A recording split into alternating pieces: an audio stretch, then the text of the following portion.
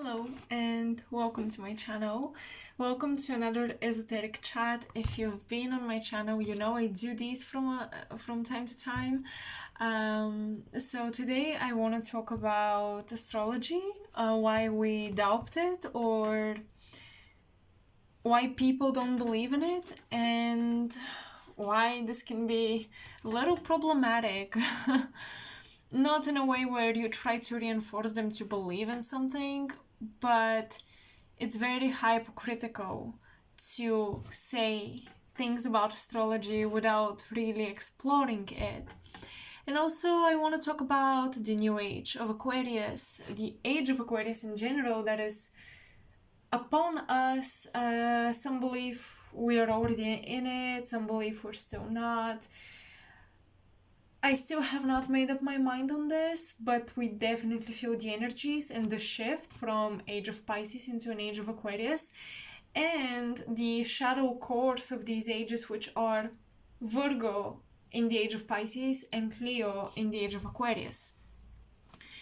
And I also want to talk about other astrological stuff, a little bit about the planets and human consciousness and how we interact. And yeah, let's just get into it. You can grab a cup of tea, cup of coffee, something, your drink. I have my water with me because I want to hydrate. And let's get into it. So first, I want to kind of have a monologue because I wish we could discuss this. But yeah, I will do that in the comment section. So have this type of a monologue here about astrology and why people don't believe in it. So most people that really reject it, they usually say it's fake, it's not a real science, it's not something that you can prove to be real. There isn't scientific proof that the stars or the planets and their movements have impact on the human, or especially on destiny and events. And I think that a huge core of that argument for people is they don't want their external reality to be dictated by anything that they cannot control. So it's like the stars don't write my destiny, and we do have a lot of free will, so that is true to some degree, but the stars definitely impact us. It's just kind of inevitable. So that is most of the time the argument. And it's interesting because usually people who don't believe in astrology, they don't believe in spiritual religious things, or if they're super religious, astrology can be viewed as something satanic or dark and against their god, so they won't believe in it from that perspective.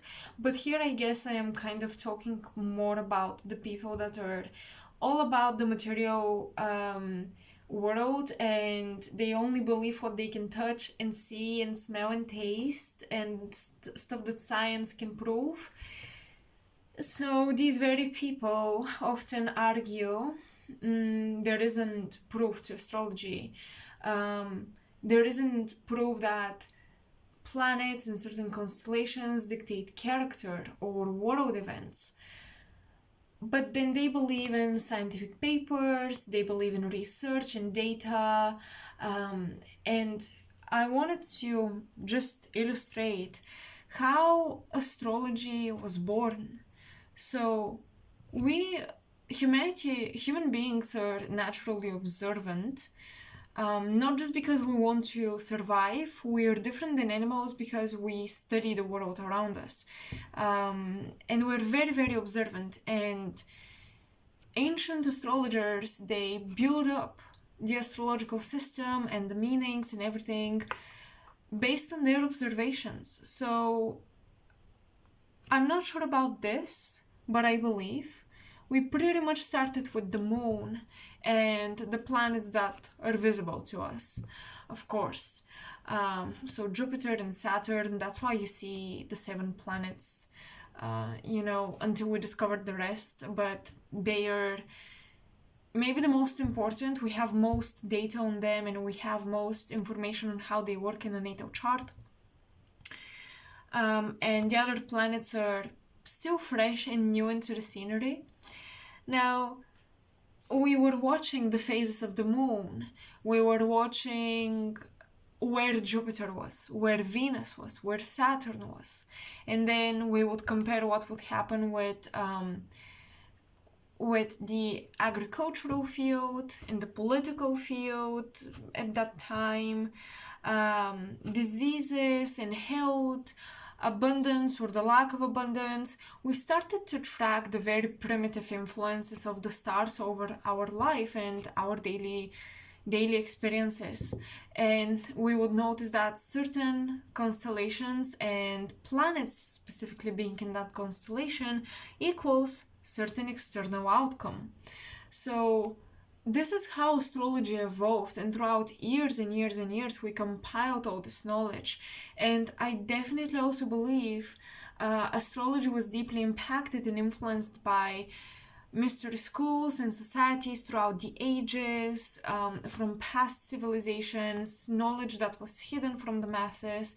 So it wasn't just that observation. I definitely believe there was a lot of spiritual, or should I say esoteric, impact on the astrological information that we compiled.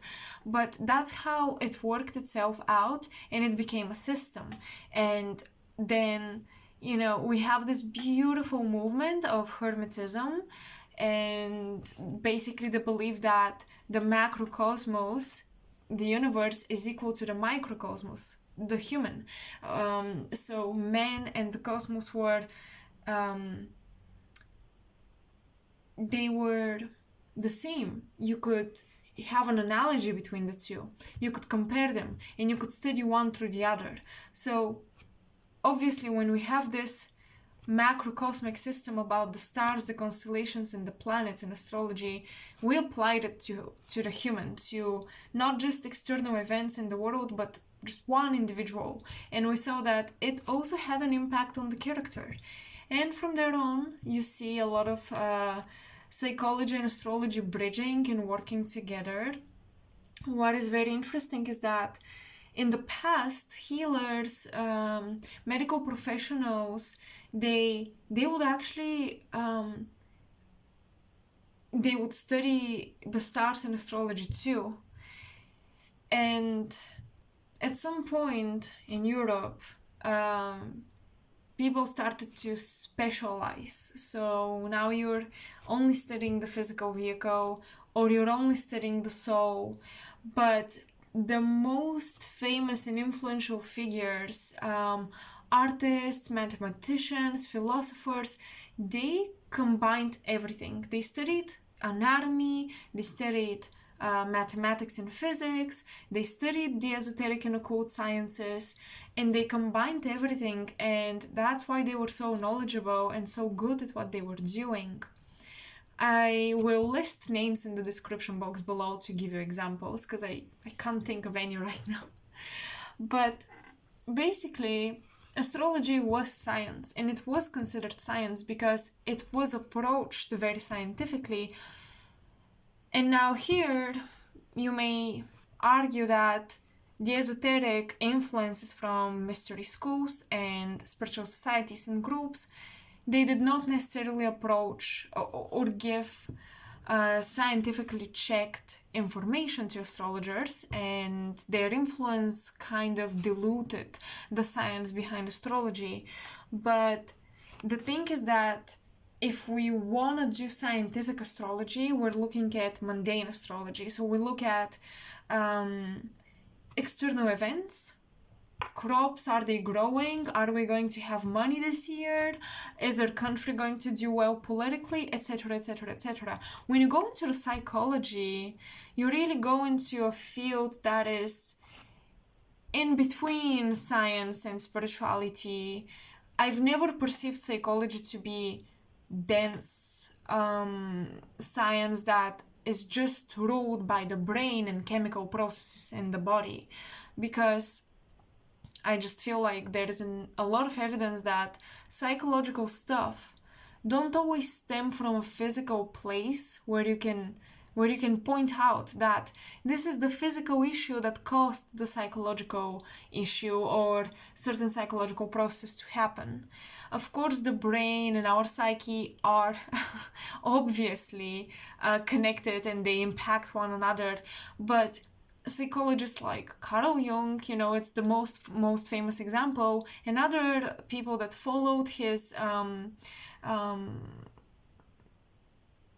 methodology, they've discovered that our psyche taps into something outside of the body. So this is where psychology or psychological astrology is in between the worlds. It's in between the physical and the spiritual world. And this is where it can get tricky to determine whether astrology is a science or not. But I do believe a lot of scientists take psychiatrists and psychologists and this field of study very seriously, but they wouldn't take astrologists seriously.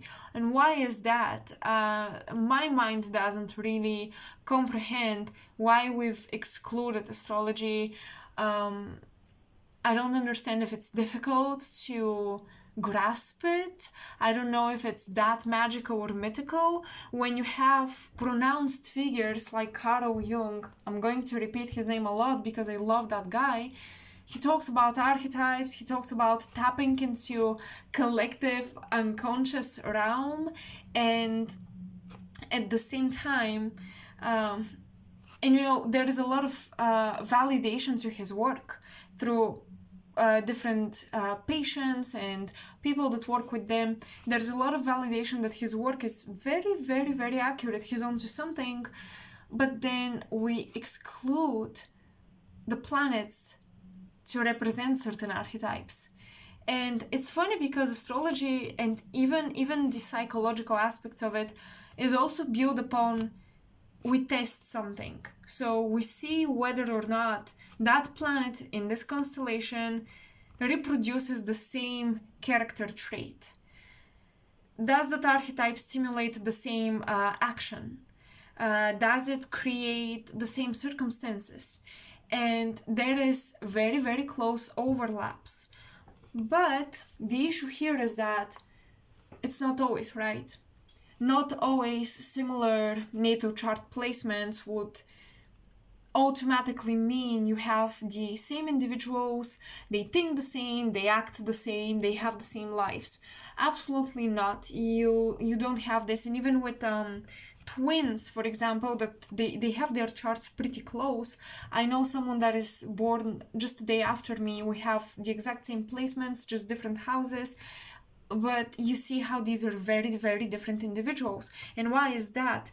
I was really contemplating about that, and I realized, well, with science, it's very similar. I mean, everyone is fighting over the best diet. And you see how people go completely one way or the other, and it works for them. Some of the extremes work for them, but they're completely, completely different. That's why they're extreme. They're completely on the opposite side of the spectrum, but they work for different individuals. Well, that's because you have different individuals with different genetics, different epigenetics getting triggered in different environments. So you cannot appropriate science. Scientifically we know this food is really good for you, this food is really good for you, but then you put it in a different body and it works differently.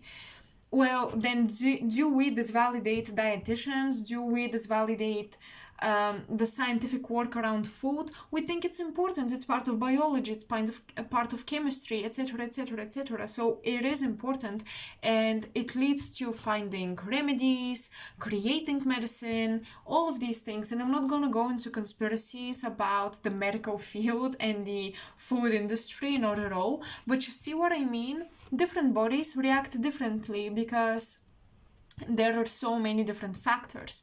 And with astrology, it is the absolute same thing, because you have two people with the same charts or very, very similar placements, but they express them differently. Why is that? Different genetics, different environment, different people in their life stimulating different aspects of them, and you may think that, well, this is enough to disvalidate astrology. You know, if there isn't this reproducing of results, then it's not real science. But there isn't always absolutely constant reproducing of results in other sciences as well, and they are considered scientific and real, and they are taken seriously. And with astrology, you will also see that many times, despite the differences, there is common ground that you can't just pick out of nowhere. The astrologer doesn't just pick out of nowhere the information and guess what's right and what's wrong. The astrologer targets very specific things, and some of them may not be expressed, just like with epigenetics. Some genes are not expressed, others are. Some genes get triggered in different environments, and this is just my materialistic based arguments on why astrology should not be disvalidated and why it can actually bring so much to the table. Then my esoteric argument is that quality of the soul, quality of the consciousness, level of initiation of that consciousness will express placements on a different level. So it's, once again, I'm gonna give an example. You put a class and they will study math. Not everybody will have straight A's, right? Not everybody will be good at math. So not everybody will express the highest potential of certain placements. Not everybody will be the higher version of a Scorpio. Some people will be on the middle, some people will be lower expression of Scorpio archetype or other archetypes. So once again, you have this very personalized thing going on that happens in many other sciences. Perhaps, I'm not a mathematician, I'm not a physician, but perhaps only math and physics or chemistry are sciences that are very concrete, and they reproduce the same results over and over again. 1 + 1 = 2. But I think I've heard, okay, I'm not exactly fully sure here, that there are times when you would have two different equations giving you the same result, or the same equation leading to different results. I think that there was something about the subjectivity of mathematics that is a very rare occasion, but it happens. So my point is, to the most valid sciences have exceptions to the rule. But when astrology or even esoteric sciences that can also give you very valid information, that gives you reproduced results, it replicates results, when there are exceptions to these rules, you totally throw it out in the trash bin. You don't believe in it, you completely disregard it. So this is out for those people that have a hard time understanding astrology or believing in it. I'm just honestly curious what makes them believe in so many things but not that thing. What makes them validate so many truths that are subjective? Because a lot of data, a lot of research papers are very subjective. A lot of the research we do, and even though it's subjective, a lot of the times it works, right? It works many times, but then there are, as always, exceptions to the rule. And I think that people have a hard time grasping that two facts can exist simultaneously. It's not that they can always contradict each other, but sometimes two contradictory facts can exist, and this is called a paradox. And paradoxes are very real, and from my basic humble knowledge, paradoxes do exist in scientific research and metaphysical researches. They definitely exist. So yeah, here is my argument, monologue, and kind of like an open monologue. I invite you to go into the comment section below and list why astrology could be a lie and why it could be truth. I want you to really think about this and not fully like trust what I say or whatever. I just want to stimulate you to think about these things and what is your opinion on things. Why would you think astrology could be a science, or it could be very, very valid, bring a lot to the table, possible, etc., a real thing? And why would you think astrology isn't real and it's just compiled random information, and astrologers are basically guessing for the most part, and the more successful astrologers are just lucky because they guess more often, kind of like with the lottery. So yeah, I wanted really to get this out because I want to open up this conversation. I'm curious to know what you guys think. I would love to get educated if some of you have something to bring to the table in terms of knowledge and different sources that I can read into. So that's that. Now, I wanted to talk about other things as well. I wanted to touch on Age of Aquarius and how weird it is, and the duality within it, maybe certain traits or characteristics you can look out for, and overall the cycles of these ages manifesting. So we've been in the age of Pisces, the previous zodiacal sign. Now we're going into the age of Aquarius, which means that we're going backwards, right? Planets, when they move direct, they move Aries, Taurus, Gemini, Leo, Cancer, Virgo, etc. They move direct counterclockwise through the zodiacal wheel. But these ages, they move clockwise in the opposite direction to the zodiacal wheel.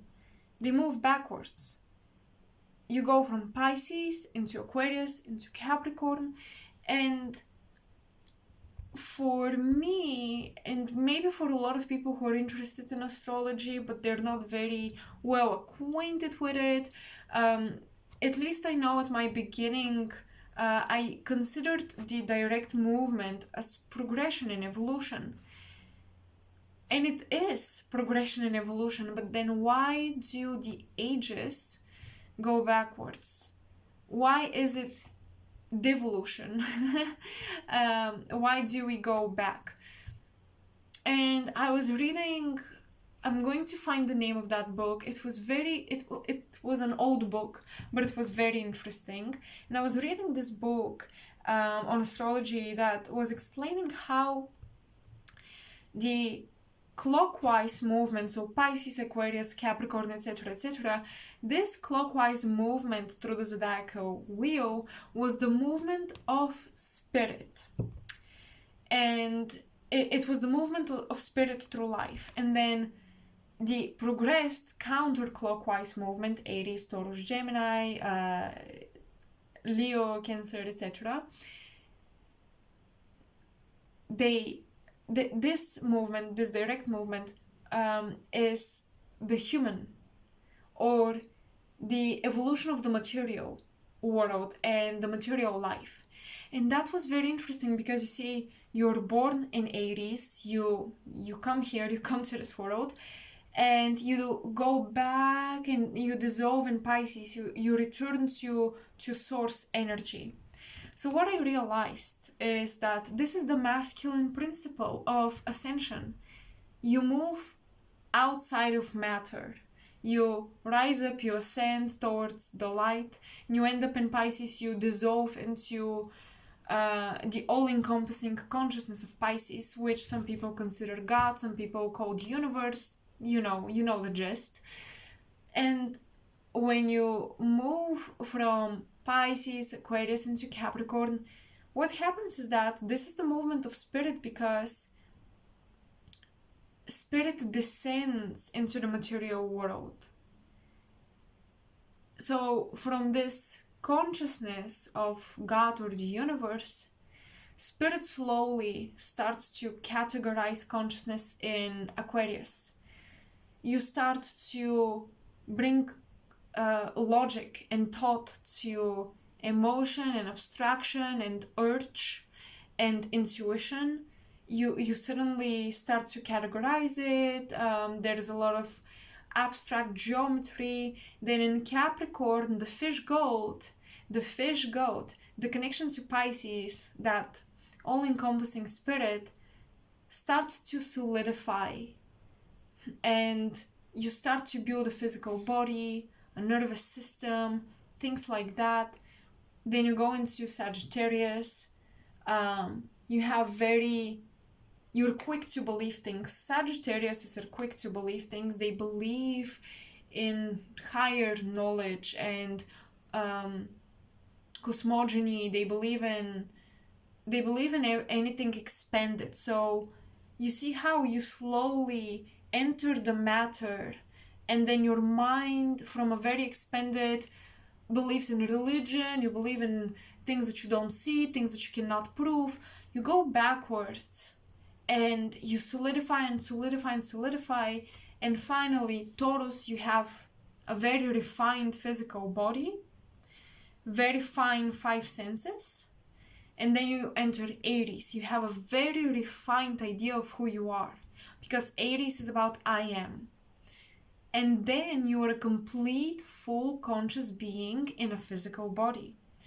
But at the same time, here on the physical world, we incarnate from Pisces. The soul enters the first house. So you are born, you have Aries. You state, I am here. You observe. Intelligence is not processed. It doesn't have any backup information. Aries is quick intelligence because it comes from the all-encompassing space of Pisces. So you are now born in the physical world, and in the second house, you have your physical senses going on. That's why you see the signs are archetypes, the houses are experiences, because Aries is not the archetype of the physical body, but the first house is a place for the physical vehicle.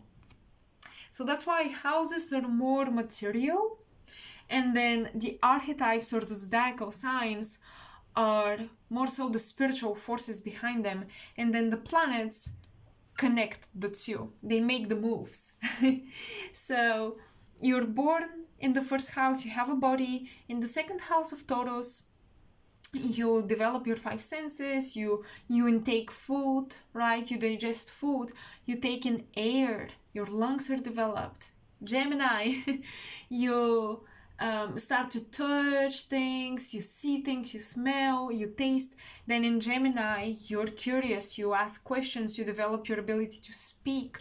And not even Gemini, I should correct myself, third house. You develop the ability to speak, you're transported most likely from the hospital through a car or whatever to your home. So the third house is about movement. You know, you don't stay in the hospital. And I mean, if you're born at home, okay, but like you need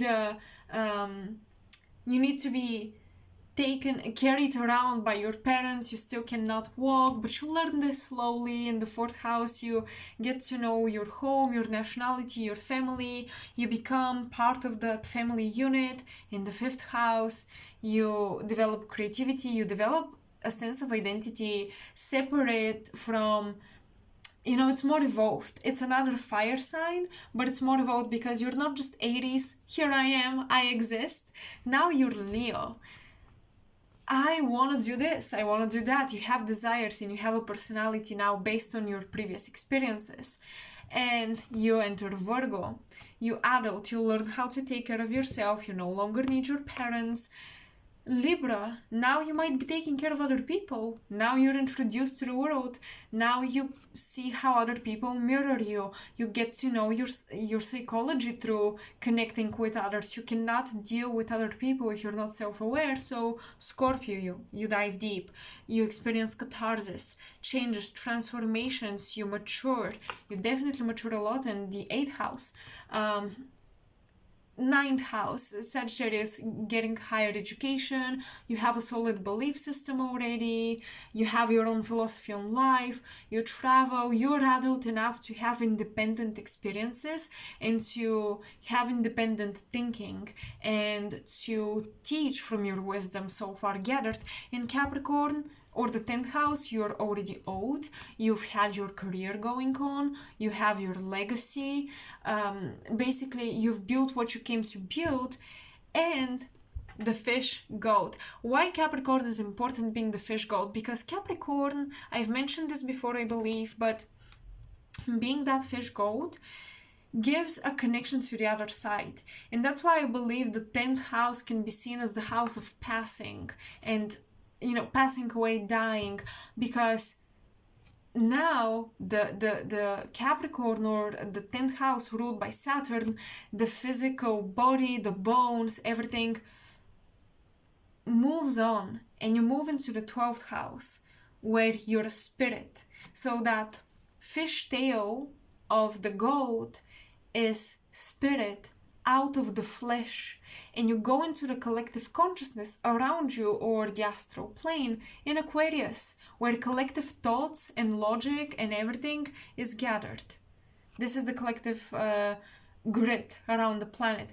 And after you move through Aquarius, you sort things out, you allow to connect with that higher self of yours, then you dissolve into the ocean of, I don't know, the universe, God, whatever you want to call it. That's how I kind of envision the passage of the body through the physical plane and going back into spirit. And that's why the clockwise motion of the natal chart is about spirit incarnating, slowly creating, not incarnating, that's wrong, I made a mistake. Spirit creating lower dimensions and lower worlds. So this type of movement, the ages that we know of, age of Pisces, age of Aquarius, we create dimensions during those times. And these zodiacal archetypes, the signs, they showcase what type of dimension we've been creating. While the counterclockwise movement from Aries to Taurus to Gemini to Cancer, this is the experiences of the body and of spirit in the body, and how spirit progresses and learns on the physical plane and at some point exits the physical plane. So when I found this information, I was thinking, that's interesting, because we have these long-lasting ages, the age of Pisces, right? Or the age of Aquarius. But not everything that happens around the world is dictated by the archetype of the zodiacal sign. Not everything is Piscean. I mean, you know, in the so-called age of Pisces, there were scientific breakthroughs. There was a lot of people were not always meditating. There was a lot of hardcore physical needs. There were wars. There was a famine. There were diseases. There were a lot of survival stuff. There was also science, the dark ages. There was so much going on during the age of Pisces. So, and even before that, right, the age of Aries, there was so much going on back then too. Like, this didn't make fully sense to me, because I don't believe that the age of Aquarius will fully dictate everything that happens in the world. And I was like, it seems to me like history is going through cycles of the zodiacal wheel, but it's not.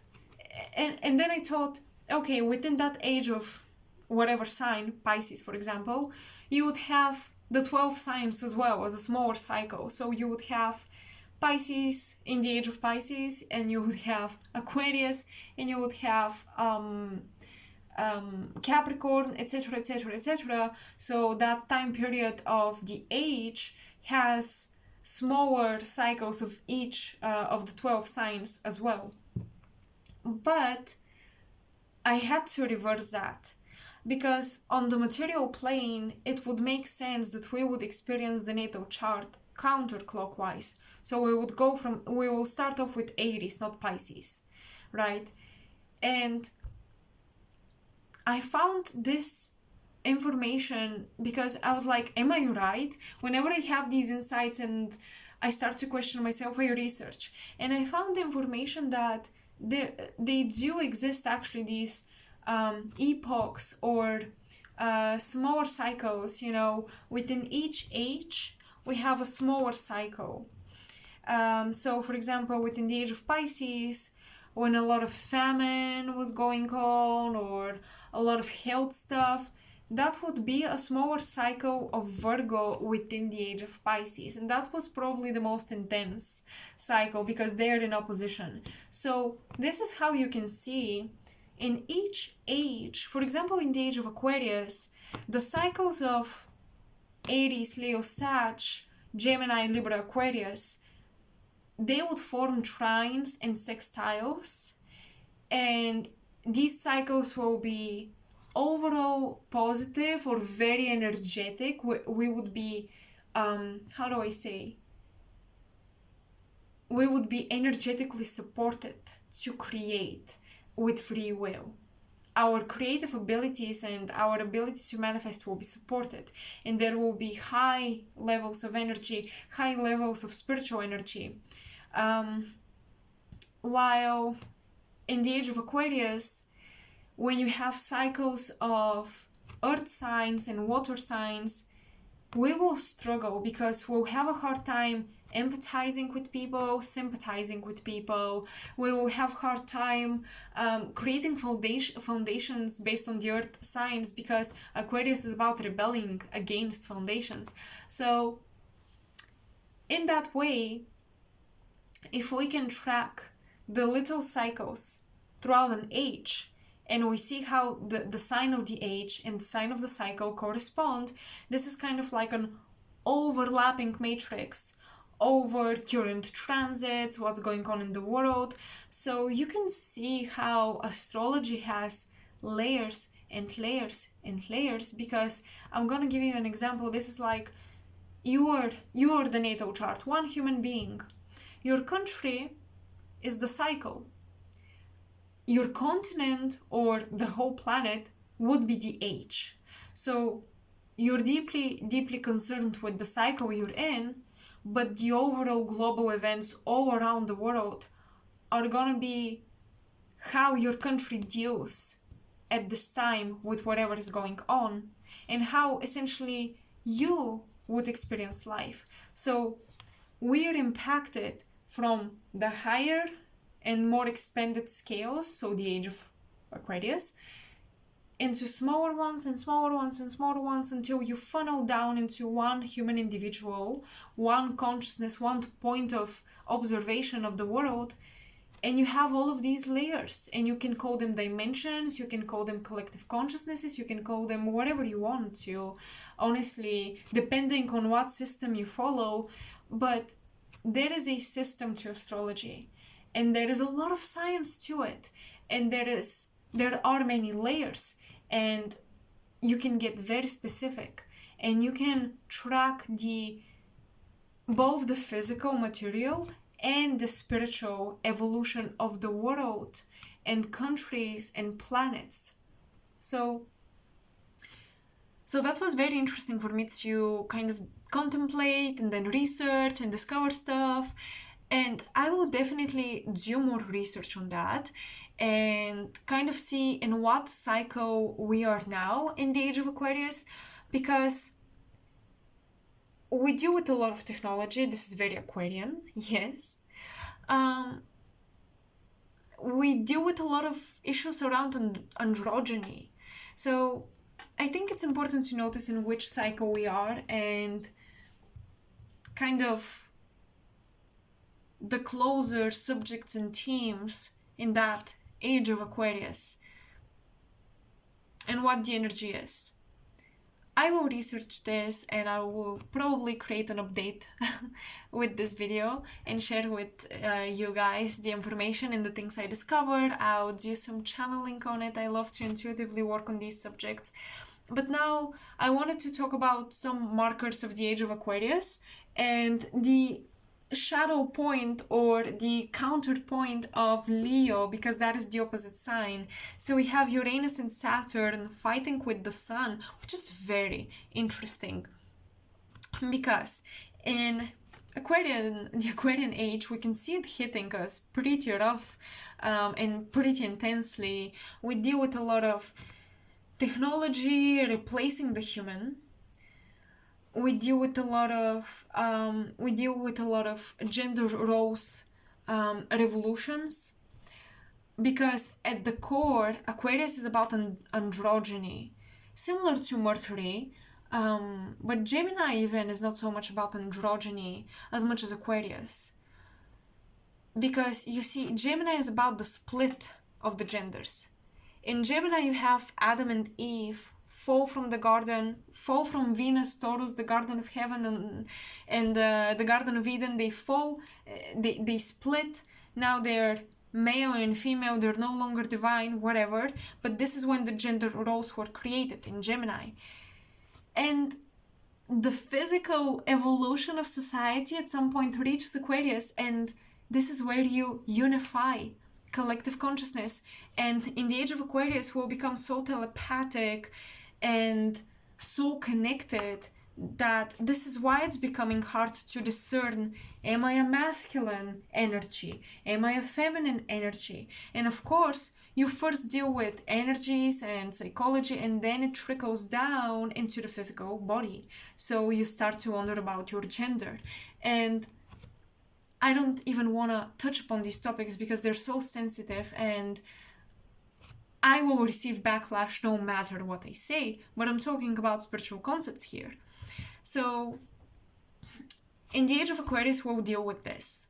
We'll deal with how do I merge with my higher self and humanity without losing my core, Leo, my identity. Because Aquarius, people, for example, with South Node in Aquarius, North Node in Leo, I feel like this, the South Node and the North Node characteristics really correspond to the issues we're dealing with today.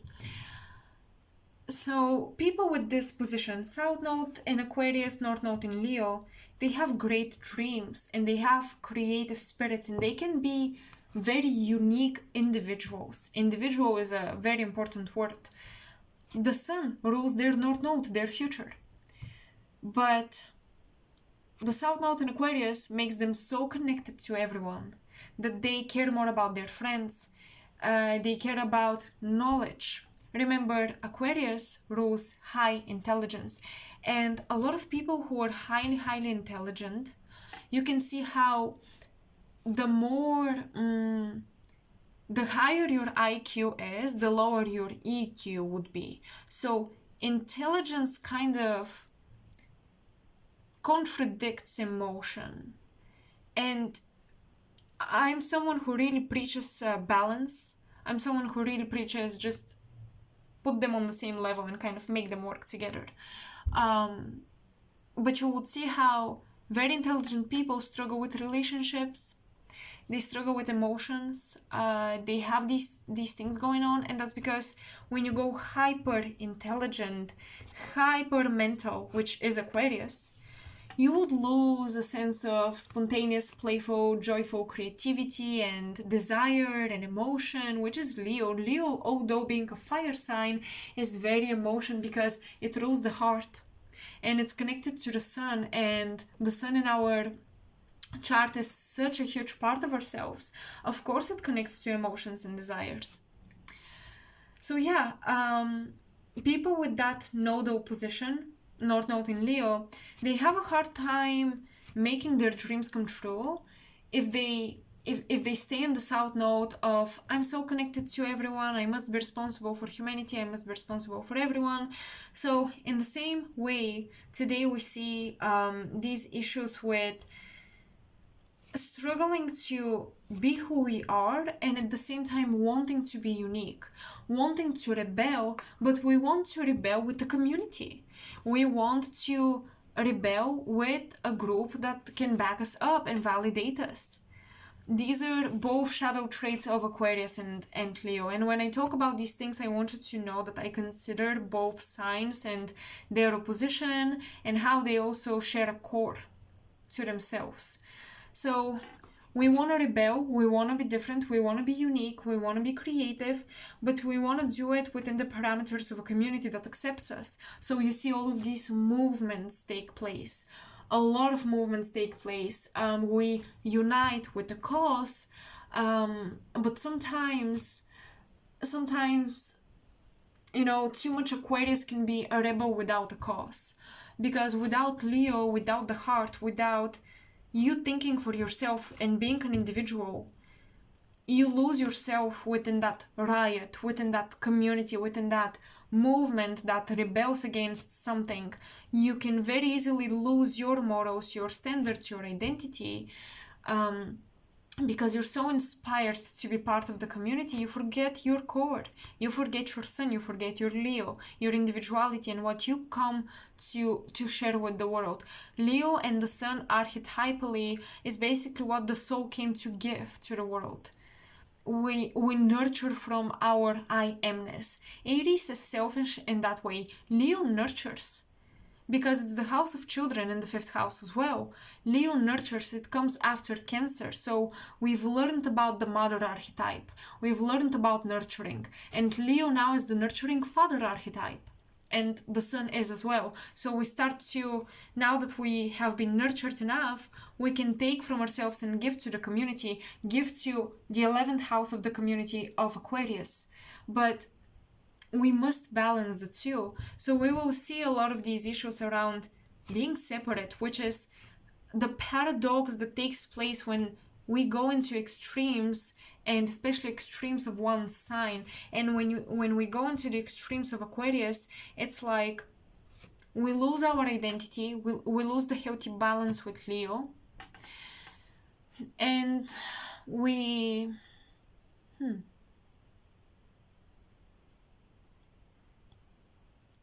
ultimately create a lot of separation by building all of these different categories and groups. Because I mentioned Aquarius, when it comes after Pisces, Aquarius is interconnected and telepathic, and at the same time it's about resonance and categories. You put in categories abstract thoughts. That is why Pisces is creatively abstract and emotionally abstract, while Aquarius is mentally and intellectually abstract, but it's still able to categorize. So when this happens, you see people becoming part of communities and groups and societies, and they want to belong, and they label themselves. I'm a Scorpio, I am an Indigo, I am this, I am that, and that is very normal, because in that way they find a community that gives them the inspiration to be nurturing, Leo, but it also separates them from everybody else. And this is the challenge, and this is where you will see the split of timelines and these quantum shifts and jumps. There will be a collective that is very Leo-like. They're leaders, they're heart-connected, they're individualists, they're independent, maybe a little too much if that collective goes into an extreme. Then you would have the collective that is balanced. They want to lead humanity into oneness and individuality at the same time, and that's very difficult to create, and I know that, but it's just something that at our best, if we do our best, this is what we should be aiming for, this balance between I'm a unique individual and my uniqueness contributes to a community I believe in, but I don't lose myself in the belief systems of the community and become unique through my community.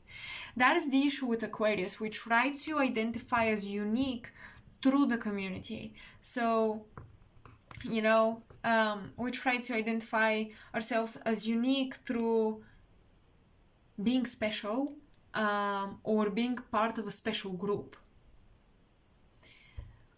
Because the other thing is, if you're just special on your own, Aquarius won't trust you or they won't believe you. And that's where the opposition comes in place. So when you're special on your own, you want to be special with a purpose and a cause that nurtures the collective. And this is when the collective for Aquarius will accept you and love you. And this is when you won't lose your identity. And there will be, of course, small readjustments between these two archetypes. So there is balance as always. But yeah, that would be kind of like the middle group, the middle path. And then you would have the other group that would be completely Aquarian-like. So you have Leo, you have Aquarius, Leo, and then you have just Aquarius completely into centralized governments, societies, centralized school system, bank system, centralized world, continents. I mean, when I look at the world scene, I feel like at some point we won't have countries, which loses the fourth house, the foundation of the natal chart, your nationality, which is important to remember. We must know our history, but erasing this will become one. And Aquarius aims for oneness, but in the negative way, it deletes uniqueness. And that's why I mentioned we have a hard time, because I'm a Gemini North Node, it's my mission to preach this. We have a hard time understanding that two realities and two truths can exist at the same time. So, for example, we can be one and go into the higher spiritual planes, but we would still have a level of uniqueness to ourselves. We still do. You must be completely erased. Your I amness won't exist. You would be dissolved in the eternal consciousness and be part of everything simultaneously. But you would lack the identity, and basically you won't have an experience. That would be the ultimate point of returning to spirit or God or the universe. But we're very far from that point. So we must integrate the sensation of oneness with spirit, God, universe, so that we can be healthy during the Aquarius age of extreme unification, extreme erasing of differences, trying to make us all the same, lose our Leo, and create these global groups and societies and say, well, we're all one, but we are all one. But are we just a fabricated byproduct by a matrix or a system? Because Leo and Aquarius also rule politics, especially Leo, leadership. So if the mass is humanity, which Aquarius rules, overthrows the individuality within each individual, you would see how the archetypal or the spiritual power of the Leo archetype, it will all be sucked into the people that are in the leadership positions, and they would be governing this whole collective. So this is not a conspiracy theory. I'm really stemming from astrology perspective here. They will be gaining or sucking out this stamina, the life force that allows us to have an individuality. They would suck this out, they would use it for themselves. It's a very fine, esoteric summoning of energy globally. And they would make us believe that we are all united. So this is basically when it's kind of like you see Aquarius as the surface of the earth, and Leo is the core. And in Leo, it's the same thing. Leo is the core. Leo is the surface of the earth. Aquarius would be the core. But if you let only the surface and only the core, it's not equal power. It cannot be. So that's what we'll see in the age of Aquarius. So please, this is kind of like a call to be very mindful when you become part of a community, part of a society.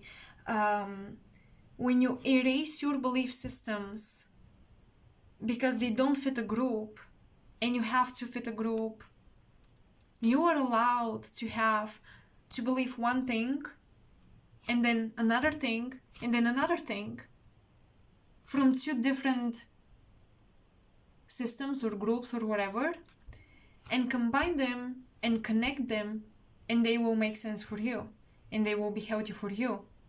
So completely losing your identity and your deep beliefs just to be accepted somewhere can be a challenge, and it can be a trick.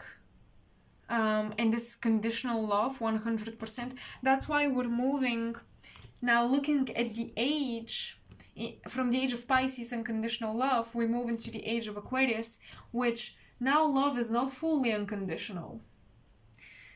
Now love is given in different categories. If you fill a different task, if you fulfill a role in that group, in that society. And Leo wants to be loved. That is the shadow of Aquarius. We want to be loved in Leo. We want to be paid attention to. We want to be accepted, embraced, and nurtured, and all of that, and be important. So we jump into the group, and we think we will have this. We think we'll be unique or different. But would we? Would we be? So these are some things you want to contemplate, and that is my astrological perspective or insight. And I see that this is almost 1 hour, so my camera cut off the outro of this video, and I wanted to refilm it and basically add it to the clip. So I was explaining that I really hope this information is concise as possible. I tried my best to organize it, but at the same time, I just really want to turn on the camera and talk, because many of these conversations are things I talk about with my friends, and I just want to have the same experience here on my channel with you guys. And I'm very curious to hear your opinions, your sources of knowledge. What do you think? How do you see things? What are you interested to hear about? What discussions would you want me to talk about? I was also explaining in the outro that I didn't get to film, sadly, that as much as I love to do these esoteric chats, if I act jittery, if I'm nervous, it's because I am. It's because I am excited, but my inner critic is telling me to be more organized, to give you more well-formulated, well-elaborated data. But at the same time, my soul is really wanting me to be spontaneous and creative. And yes, I do my best to research topics, to really share my intuitive sides in a way that makes sense and it's connected. I don't want to just go random or just like open the camera and talk. I want this to have a meaning and to be appropriate for the times we're in. But yeah, I also don't want to take away from the excitement and passion behind what I do. So that's just me explaining that if there was any piece of information that you think was crucial in this discussion but I dismissed it, please share it in the comment section. All right, in this comment section I will only like comments that bring some type of additional knowledge to the discussion, not because I don't want to like any other comment, but because I want to make it easier for you guys to see which comments are pieces of information that you can read and basically add to the discussion or to the topics we were talking about, and which comments are simply, I don't know, I like this video or I didn't like this video. So yeah, that's how I'll just try to make it easier for you to find these comments and notice them. So please, those of you who comment beautiful things, if I don't like your comment, doesn't mean I didn't enjoy reading it or that I didn't read it. I read every single comment. So yeah, that's it. That's my outro. I hope you enjoy this, and if you're new to the channel, make sure to check out the rest of my content. My pick cards are apparently pretty good. That's what my friends tell me, that's what people in the comment section tell me, so you may enjoy them as well. And yeah, that's it. I will talk to you soon in my next video. Bye.